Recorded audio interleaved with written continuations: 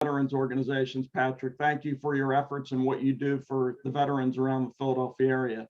Hopefully he's going to share with us some of his great ideas on networking and some of the amazing things he's done over the last 5 years. But Patrick, please take it away. General, thanks so much. I appreciate it. I know you're the pride of Gettysburg, but you did a phenomenal job for our country, and you're continuing to serve. And thank you for the intro and everything. And Alex and the team at the Greater Philadelphia Veterans Network, thanks for your continued leadership. It's so important. And then there's so many friends on here this morning. So whether it's Ken Wong, who is a general officer equivalent for our Army, is a civilian aide in the Army, or Ken Hartman, and then my former battle buddy Mike Gabriel and his team. I think the whole office of Homefront Properties are here, so it's good to see everybody. Hey, listen, I'm going to spend a lot of time for Q&A. Let me just give you a couple different perspectives. I thought Matt Verse, you let it off right from the get-go. He's like, hey, listen, I'm a Marine. I work at BPT Bank, now I think Truist Bank. Talk to me for anything, any business owner. That's helpful. So for me, I don't really have an ask. I'm here to be helpful. But if I had to give you a couple of things, one, I just got done consulting. I do have a media, TV, film production company on the side. At the end of this month, and every theater across America, if they're open, movie theater, there's a new movie coming out called Cherry. Cherry was done by the Russo brothers. The Russo brothers are the hottest directors in Hollywood. They did 4 of the highest grossing Avenger movies. One of the movies they worked on was with, obviously, Tom Holland. Tom Holland is Spider-Man. Tom Holland is the star of this movie. Tom Holland plays a Army medic, Iraq War veteran. It's based on a true story on Nico Walker. Nico Walker was an Army medic, came back to Cleveland. Unfortunately, had some injuries, was prescribed opioids, became addicted, and to get through his addiction, robbed 7 banks. So it's really a movie about him and his wife. It's really a love story, and it shows that grit and resiliency of our generation. It's similar to a film I worked on a few years ago called Thank You for Your Service with Miles Teller. That was a Spielberg film. So I kind of focus on military veteran content. It's my background. And it leads me into the networking piece. I like doing those type of things. It really doesn't pay my mortgage. I just like doing Hollywood films or TV films. And part of it's about networking, understanding that God gave you 2 ears and only one mouth for a reason. And to keep working. And if you're passionate about something, now whether you're passionate about something that could turn it into revenue, that's another question. I'm passionate about Philadelphia sports. I knew I was never going to be, asked to play professional hockey after a college career, but I read the sports page every morning, and I care about it. I did my law school dissertation on the economic development of sports stadiums and things like that. But I have done some things around sports, but, follow your passion, but understand, if you have someone that you want to be, like, we all want to be Jimmy White when we grow up, besides just being a great teammate at Comcast, volunteers for the Trash Man Foundation. If you follow him on social media, you realize that he's has Taco Tuesdays and cooking all the time. It's pretty unbelievable. And since yesterday was Fat Tuesday and today is Ash Wednesday, I'm sure he had a feast yesterday and the household. But I would just say, just kind of follow your passion. So my perspective, and I'll tell you things, that I have done, whether it was in politics, in the corporate sector. Listen, I've been an entrepreneur, do work, co-founding it with another entrepreneur, which was an incredible learning experience when I left the Pentagon. I've run campaigns, statewide campaigns. I help other veterans, whether they're Democrats, Republicans, Independents, go into political public service because we have the least amount of veterans serving right now in Washington, D.C. And I've worked in corporate America. I serve on corporate boards, which is a phenomenal gig because, frankly, they pay you 6 figures to show up once a quarter for all-day meetings, and you get to be responsive to phone calls and emails. But it's a pretty awesome gig. So let me just talk to you really quick about the why. When I say do things that you're passionate about, it's like you never work a day in your life. So for me, listen, I had to be here to talk to you all. I took a full page of notes of what I was going to say. Part of it is, I don't want people being like, "Oh, Murphy, it's the same speech all the time." But what I would say to you is, I grew up in a row house in Northeast Philadelphia. My mom was a legal secretary. My dad was a Philly cop after serving in the Navy. Became a sergeant before he retired after 22 years. And I was the youngest of three. But they instilled in all of us, my brother, sister, and I, that row house mentality. Having a row house mentality is taking care of the people on your left and your right. Thinking about, how you can help them. It's your team. What are their goals? It's not always about you. It's about them and how you can help them. And when you help other people, it could help you as well. And so that's what I love about this group. I've talked to this group about 3 years ago, but thinking and taking notes. I took a note of everyone down here, and even the one guy who does the supplements, that's at Wharton, and I apologize, I can't see your name right here, but and it's about physical and cognitive stuff. Like, hey, I'll take a look at it. Maybe it'll work, maybe it won't. But I'm always willing to try and help my brother and sister veterans. Listen, for those of us who serve during these times, I mean, the reality of it is it's less than 1% of America serving in the longest wars in American history. It's the 20-year anniversary this September since thousands of innocent American civilians were murdered on 9/11. And then we responded in Afghanistan and Iraq, both places where we still have thousands of troops in. Now, whether you serve there or not, we have to be there for each other. And so having that row house mentality is incredibly important. And it's also, for me, I grew up in Northeast Philadelphia, and I used to play hockey in Bristol. And Bristol is a river town in Bucks County. And I used to say, man, the people in Bristol, they are the wealthiest people in the world. They have their own hockey rink there. They have houses that are in the river. And so for me, it was like, someday I'm going to come back and I'm going to live in Bristol. I'm going to get one of those houses. And I have a house down the river in Bristol. Of the 52 municipalities in Bucks County, Bristol is the third least wealthy area. It's very diverse. The school system isn't that great. My kids go to the Catholic school, but the public school system. And I say that because, when people live in Bristol, then, they do well, and then they want to go move to Lower Makefield. They would like, the grass isn't always greener. To me, it was like, hey, I love that my 11-year-old son, is playing at the same hockey rink I grew up playing. He's on that ice, 4 days a week. My sister plays basketball for a local school. Like, to me, I'm very happy. I'm very content. And I'm not always looking, hey, the grass is always greener. I'm content where I am, and what I'm doing. So what I would just say is, when you have that row house mentality, it is taking care of the person on your left and your right. And frankly, that's having a servant's heart. And you all understand that, because you've served our country, you serve, a higher purpose, but continuing to lead a purpose-driven life. The teams that you have now aren't going to be the same type of teams that you had when you were in the military, but, bringing those aspects to it. And so whether you're the home front property group, buying and selling homes, and helping others do that, I'm sure they do fun team building events and other things, and bring that Marine, aspect that Mike Gabriel is known for. So that's number one. Number two, we're all in this together. And for those who are, running a business or one of the top players on a business, understand that most businesses fail flat out, but you're taking a chance, and you're taking a chance. But if you're a veteran, a business is more likely to succeed than a civilian trying to start their own business. In fact, some of the most iconic global brands in the world were started by American veterans coming back from combat. The largest media company in the world is Comcast, started by Ralph Roberts, a Navy veteran.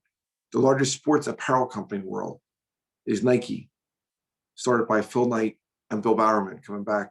Bill Bowerman earned a Silver Star, was a major, came back, was a high school coach, and then became a college track coach. And one of the student athletes was Phil Knight. And again, Nike, I think, is last year like $36 billion. You have FedEx, Fred Smith, Marine, came back, started the largest logistics company in the world. Johnson & Johnson, not started by a veteran, but Johnson & Johnson is run by an Army Ranger. Did 5 years, graduated West Point, came back, went to Wharton, went and was a salesman for years, for a couple decades, and rose through the ranks to be the CEO of the largest healthcare company in the world, Johnson & Johnson. We have a lot to be proud of them. And by the way, the largest retailer in the world, Walmart, started by an Army veteran, Sam Walton. So again, I say that because, those folks, it took them decades to build where they are, but they had a singular focus. I mean, I love hearing stories about Ralph Roberts, the fact that for most of his adult life, he had, a house that didn't really have air conditioning in. He was somewhat frugal. He wasn't extravagant. Because he understood the mission, he understood what he was building.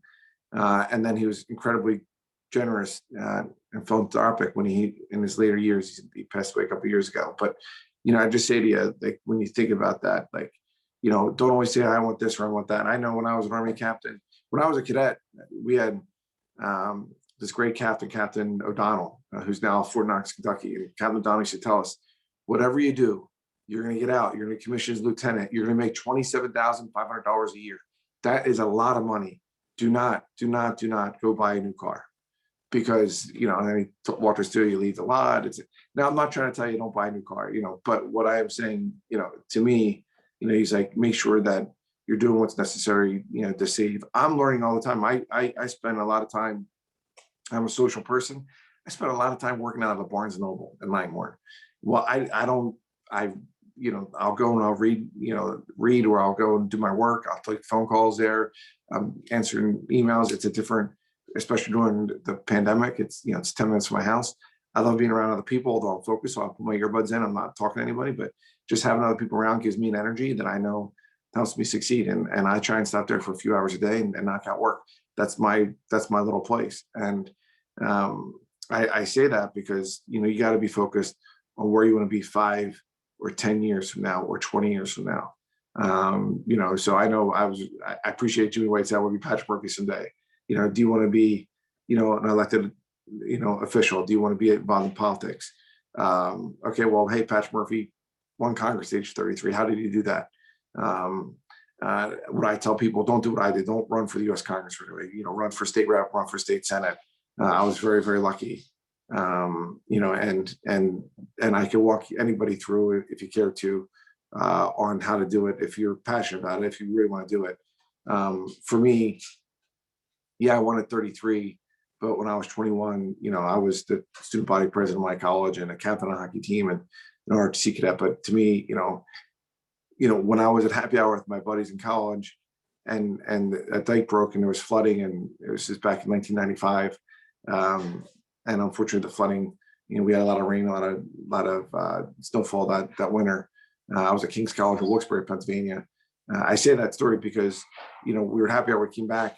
They were evacuating the city of Wilkes-Barre where we were.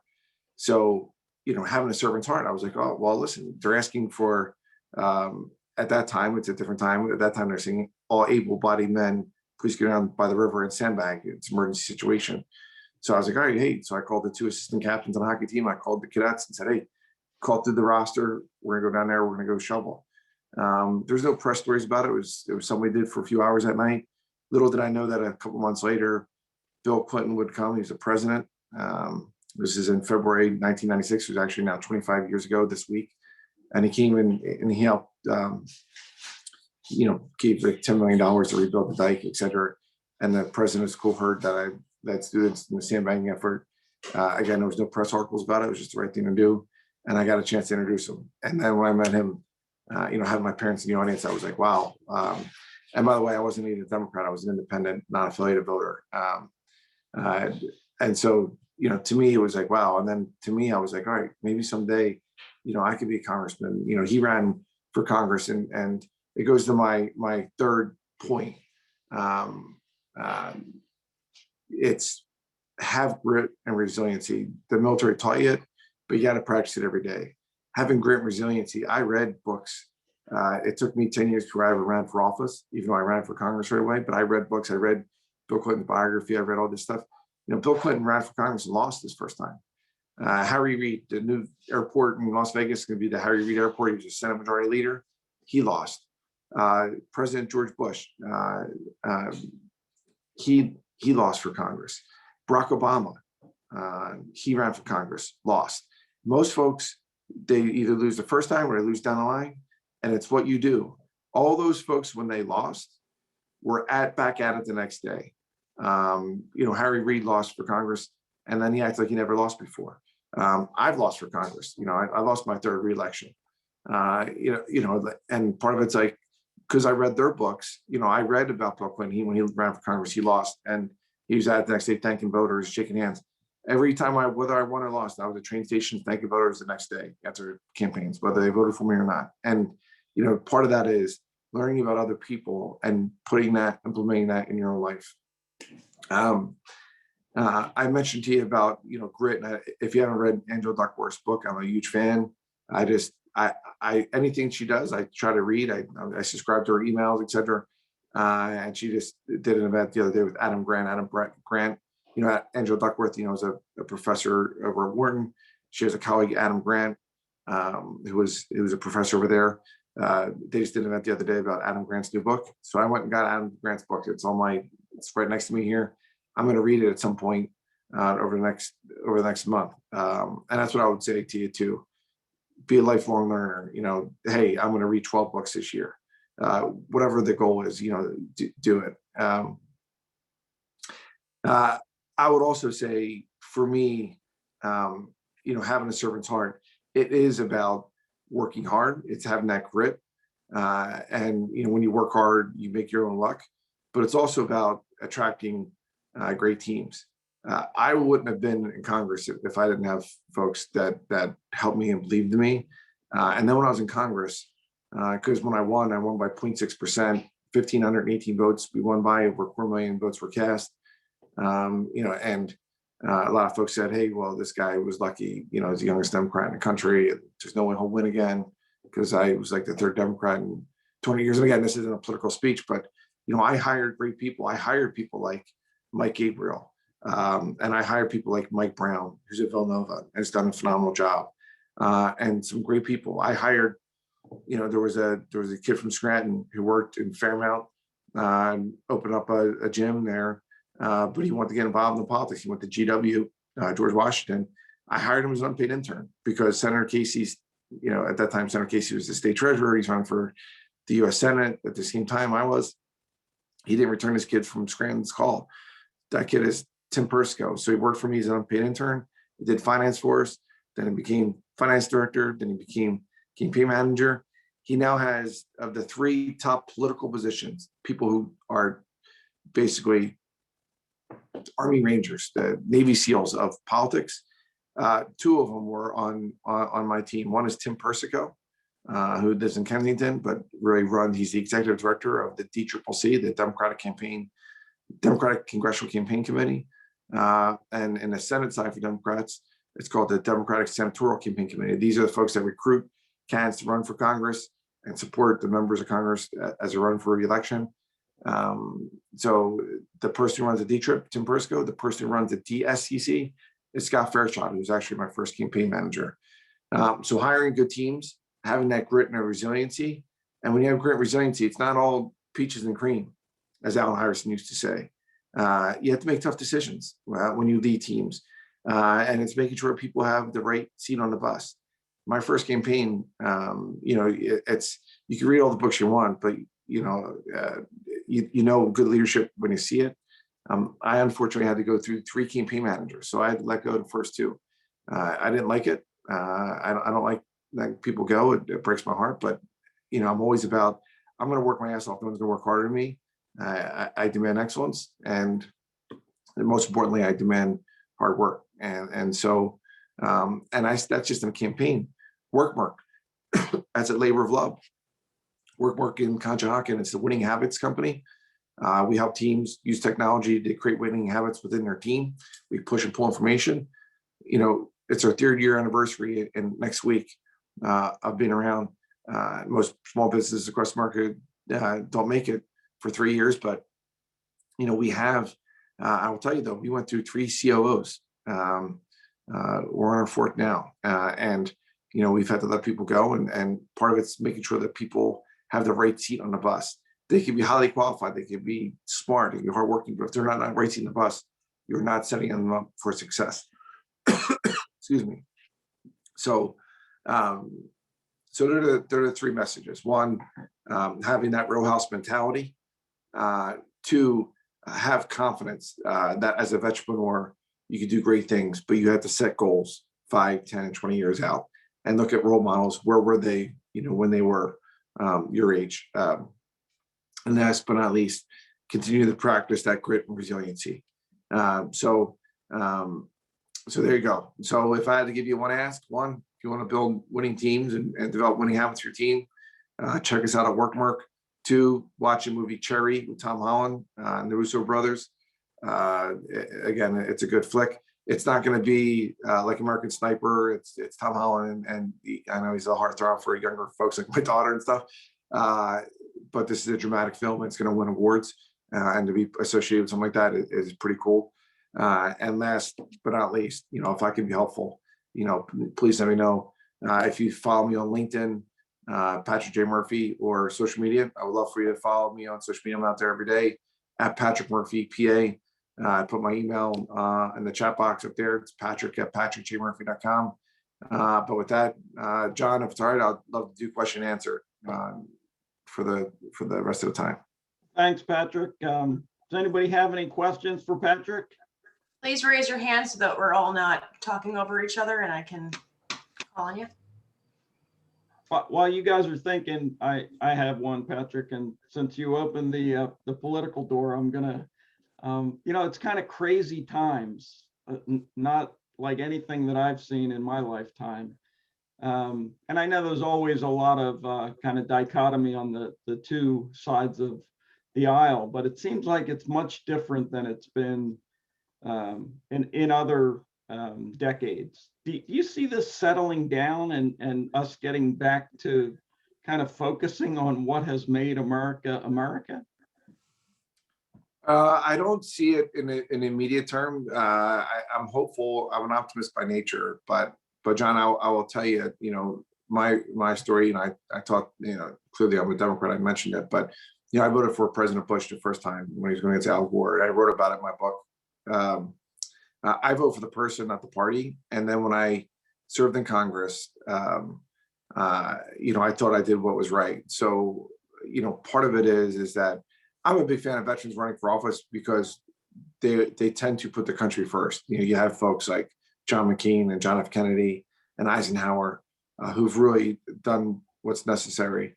But for a lot of folks, John, and again, I'm an optimist, so I don't want to be negative Nancy here, but you know, there is, you know, President Eisenhower talked about in his farewell address the military industrial congressional complex.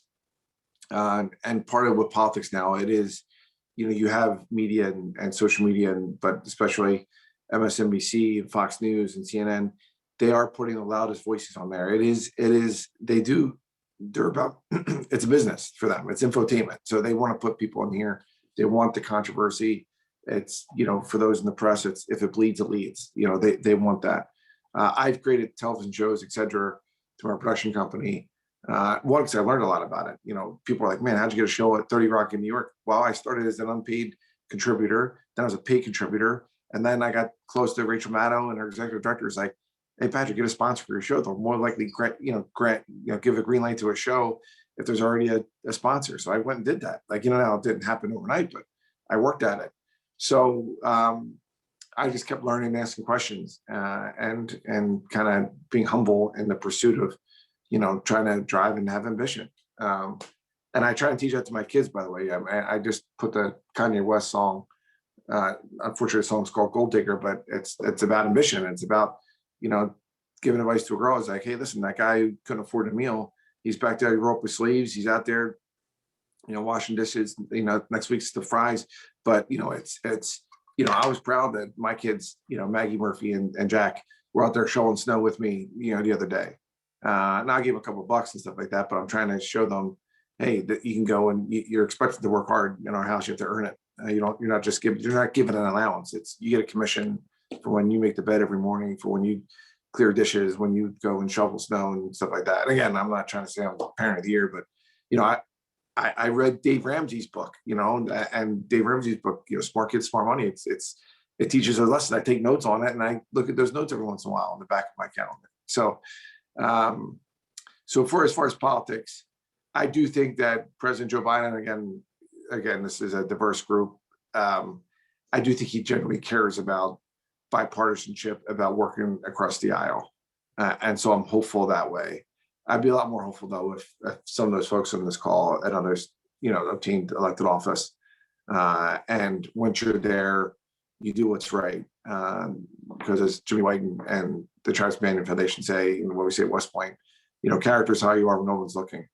And so it's not on my Wikipedia page, but right from the jump, when I had a colleague, a Democratic colleague, Harvard Law graduate, smart guy, but the FBI raided his home. They found $90,000 wrapped in tinfoil in his freezer. And, he's suspected of doing some things. I called for him to resign.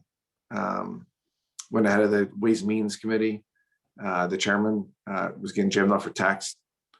And again, the first one was a veteran from Korean War. But, when you had the person writing the tax policy of America and then didn't pay his taxes basically. And again, it was confusing, but basically violated the law, the IRS. And he was getting jammed up. I said that he would step down as the chairman of that committee. That was not popular in the Democratic Party. In fact, when it hit the press, and I wasn't there to, I didn't do it on Fox News. I didn't do it in Politico.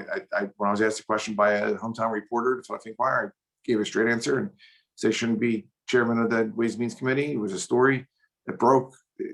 My colleagues found out about it. I will tell you right now, I was in the Florida House.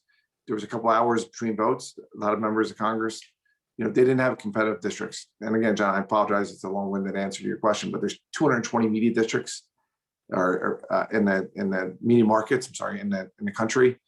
Philadelphia is the fourth most expensive. So, yeah, my roommate in Congress, he was a command sergeant major in the Minnesota National Guard. He's now the governor, by the way, of Minnesota. Tim Walz, great American. But when we were both freshmen, we got a cheap apartment together, both had young families that were staying home.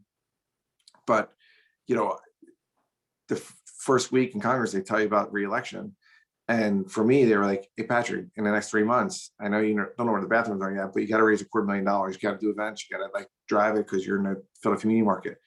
They told him he had to raise $100,000. He came to me home. He's like, I got to raise $100,000. I'm like, I wish I lived in Minnesota because I got to raise $250,000. And it's not like, it's a grind for all of us. But I say that because, when I did that, and I'm a Congress, and I won my reelection by 55,000 votes because I had great heroes like Mike Gabriel on my team that helped me co-sponsor and write the GI Bill under President Bush was still at the time.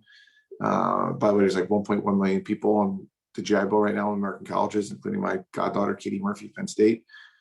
But when I did those things, I voted against the Democrat chairman of Ways and Means. I was back in call time. I was working through dinner calling people because I had to raise money. Well, my colleagues went to dinner. Some of them had too much to drink. We came back at dinner. The topic was, hey, Murphy just threw Charlie Rangel under the bus. By the way, his name was Charlie Rangel. I went to Charlie Rangel before I gave it to report. I said, hey, Charlie, Mr. Chairman, I'm going to be asked this. I'm in a competitive district. I'm going to be asked, about the tax issues. And I'm sure there was a mistake. And I know you're a man of integrity. But when he asked me, I do think for the good of the country and good of the order, I'm going to say that you should step down, as chairman of the committee. I just want you to know that. I don't want you to read it anywhere, right? But that was had an honor. My colleagues didn't know that. I didn't tell my colleagues I was coming out. When they read about it in the news, when I went back for votes that night at 8:00 at night, and they were at dinner with several bottles of wine, and one of them, I heard him saying some things about Patrick Murphy, whatever, and I could hear the one. I was sitting there in the seat, and I turned around. I'm like, "Do you have something to say to me?" And he's like, "What?" And it was a member of Congress. I said, "I hear you talking about me." I said, "So if you have something to say to me, say it to my face. And if you can't say it to my face, then keep it out of your mouth. And if I hear you talking about me again, it's not going to end well for you." And I'm telling you that with emotion because you have to stand for something or you'll fall for anything. And for me, yeah, it was tough. I didn't like to do that, but to me, I was putting the country first. And that was just, that was my reputation. I wasn't going to take crap from anybody. We go back and I think the email. Hopefully we get more folks that are willing to keep putting the country first, Patrick. There is a question I see in the chat. How do you balance your work and personal and family life? I mean, there's times when it's going to be unbalanced. That's just, there's times when you have to gut through things and you have to work hard at it. So I've learned, frankly, I've learned the hard way sometimes. I mean, I went through a divorce a few years ago and there was no misconduct in either one of us, but I do have a servant's heart. I do want to serve and I do want to give back. My first marriage, and only marriage, it didn't work out. But we had two beautiful kids from it. I have a house literally 1.5 miles on the same street as my ex-wife. She kept the old house. She's dating one of my former law partners for several years now. And I had to, we went through the divorce thing and we're both lawyers. And so, there was times when it was emotional, but to me, it was always like, hey, listen, let's not fight about the money stuff. It's like a calculus, right? It's like what you make, she makes, the kids, like it's like literally a calculus. So you're gonna fight over stupid stuff like solar panels and like it's not worth it, right? And I used to always say, listen, we'll fight and we'll work out on the margins on the money stuff. I was like, but to me, the kids are most important. It's like it was having 50-50 custody. I'm like, you're a good mom, I'm a good dad. I coached your teams. I'm on the ice with them. Like I'm at every recital. Like I drive them to practice. Like, if we fight over this, it'll turn into World War III. Let's not fight over this. You're emotional about the money. I'll meet more than halfway there. Just meet me halfway on the kids. And to me, that's what happened. But even now, like I'm more purposeful in my life when I have my kids because I have them, every Wednesday, Thursday, and every other weekend.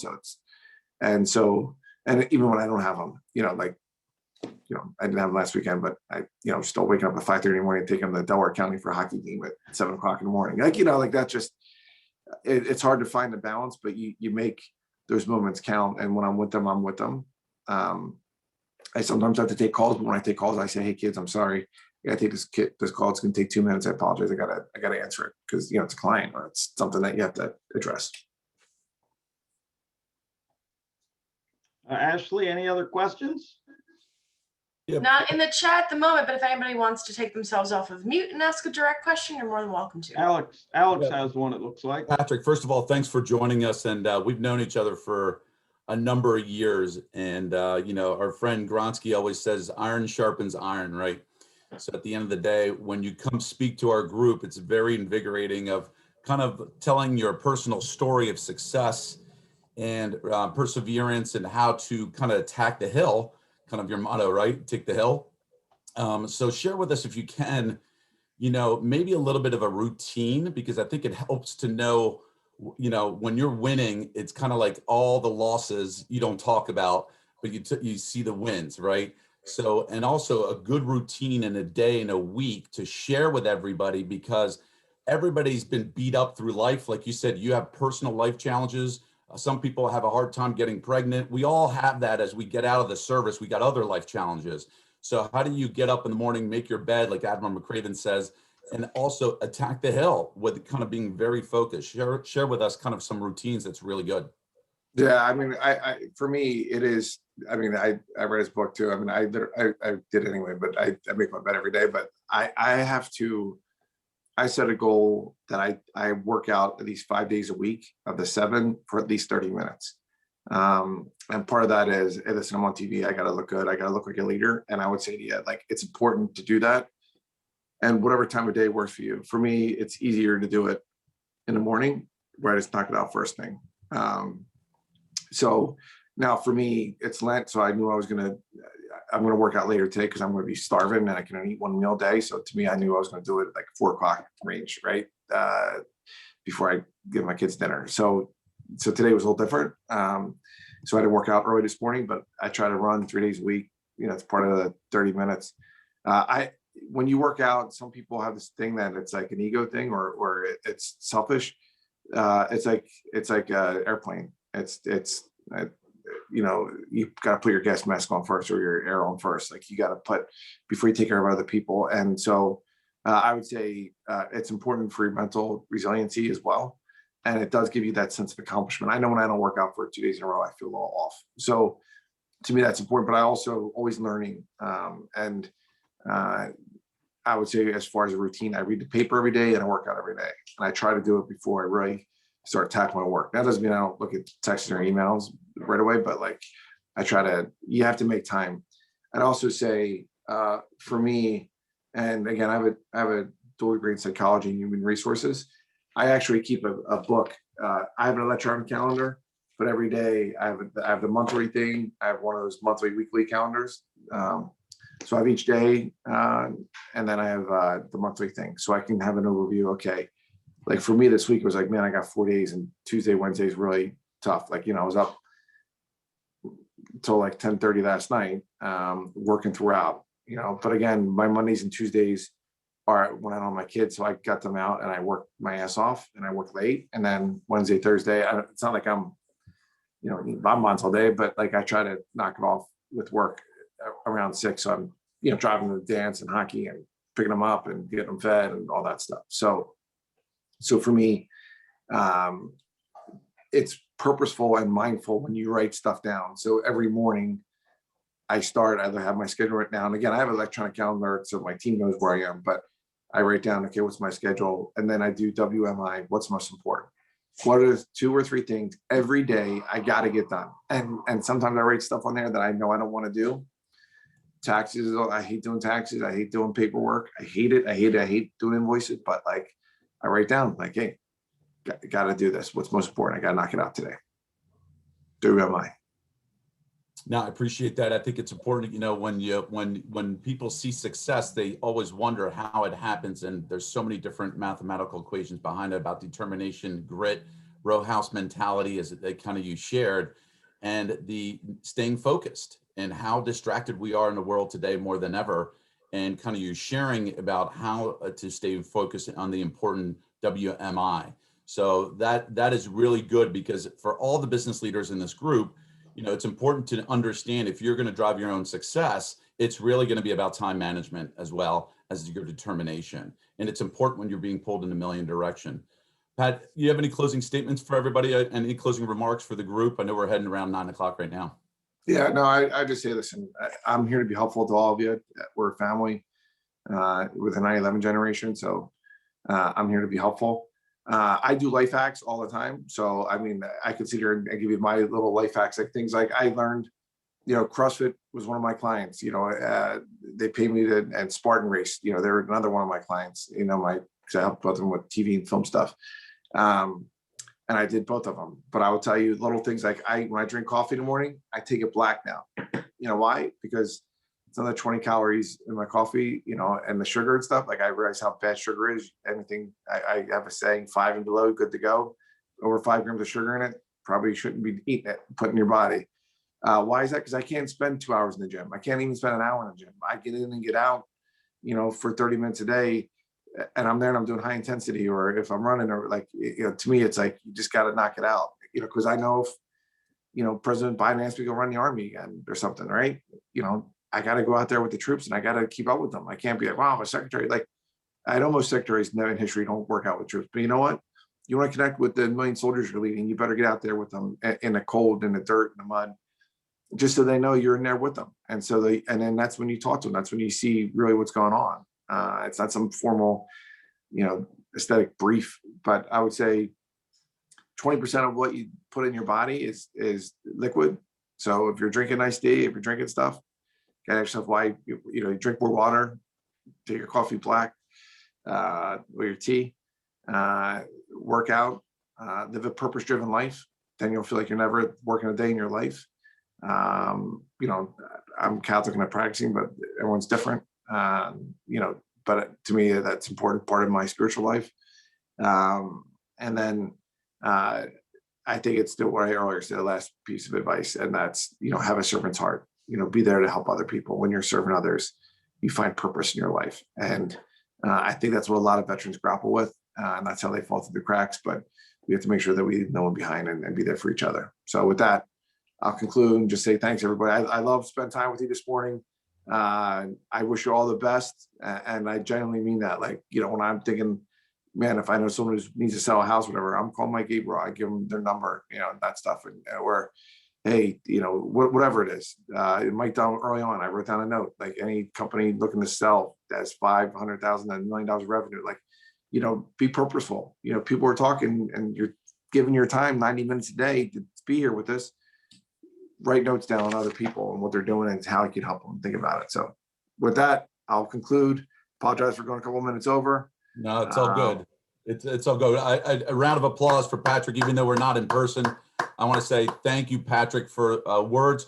You couldn't be better timing. We're in a brutal winter month right now, February. It just feels like a Russian winter. It's gray and snow everywhere. So take care of each other. That's the most important part, is take care of each other, serve, continue to serve, and build the relationships within this group. Don't let them come to you. Go find these relationships and do as Patrick advised you to do, have a servant's heart, and then lead our nation as civilian veterans. So thanks, everybody. We'll see everybody next time. Feel free to reach out to each other. You'll get a list of all the contact information, and have a great month, everybody.